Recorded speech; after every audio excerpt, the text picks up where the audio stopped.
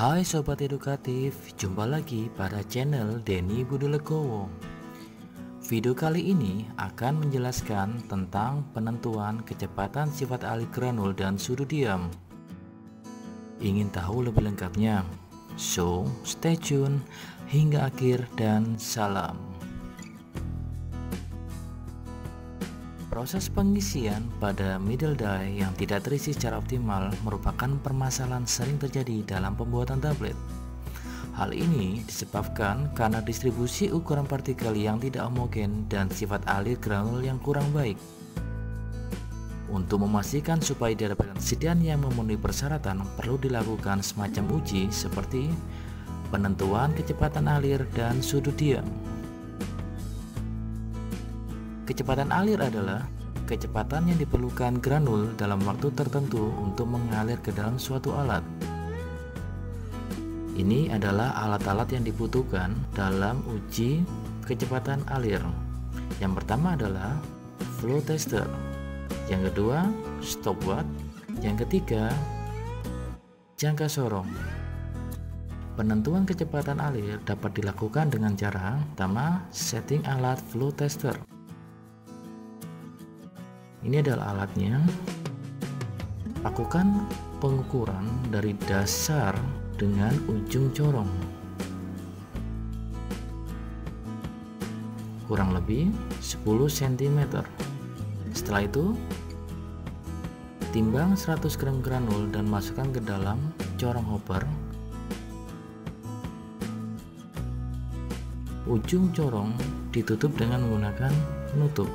Yang ketiga, penutup dibuka, lalu pencatat waktu dihidupkan sampai semua serbu atau granul keluar dari corong.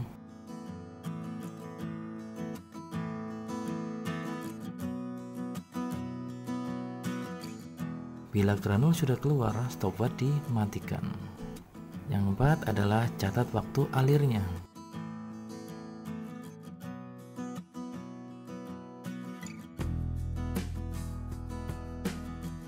Kemudian, hitung kecepatan alirnya sebagai banyaknya serbu yang mengalir tiap satuan waktu. Ini adalah contoh perhitungan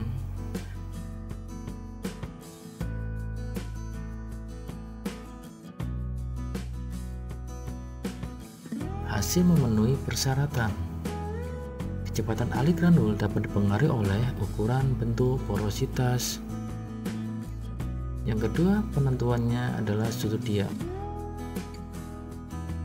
Sudut diam adalah sudut antara sisi kerucut gundukan serbu dengan bidang dasar. Penentuan sudut diam dapat dilakukan dengan cara mengukur tinggi kerucut dan mengukur jari-jari dari hasil pengukuran sifat alir. Nah, ini adalah contoh gundukan granul.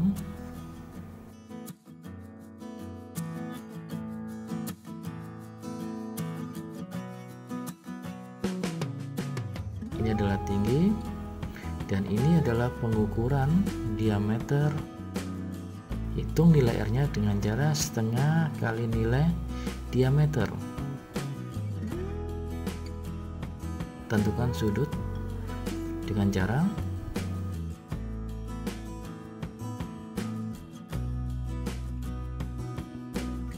tangensial minus 1 sama dengan H per R. Ini adalah rumus secara umum. Contoh,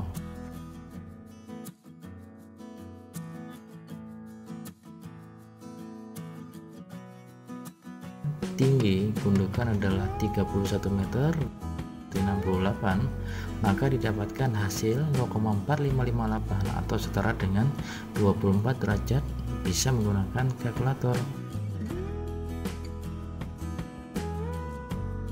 Ketentuan secara umum sudut diam, jika sudut diamnya lebih dari 60 derajat, maka serbu bisa dikatakan kohesif. Kalau kurang dari 25, serbu dikatakan non-kohesif. Sudut rendah, maka dapat dinyatakan bahwa ukuran granul yang memiliki ukuran 150 mikron. Hasil tersebut memenuhi persyaratan loh. Oke, ini adalah contoh diagram hubungan antara kadar air dalam suatu sediaan dengan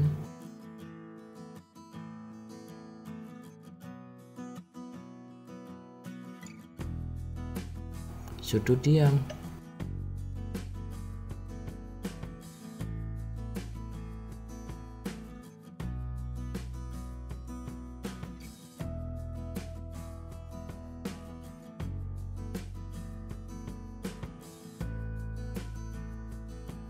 Semakin tinggi kandungan airnya menyatakan bahwa semakin tinggi pula sudut diamnya.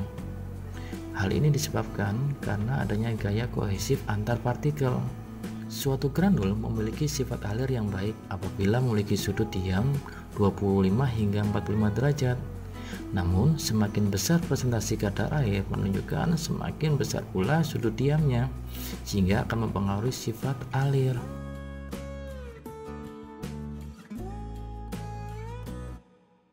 Terima kasih sob telah menyaksikan hingga akhir, semoga bisa bermanfaat dan jangan lupa saksikan terus video selanjutnya. Salam.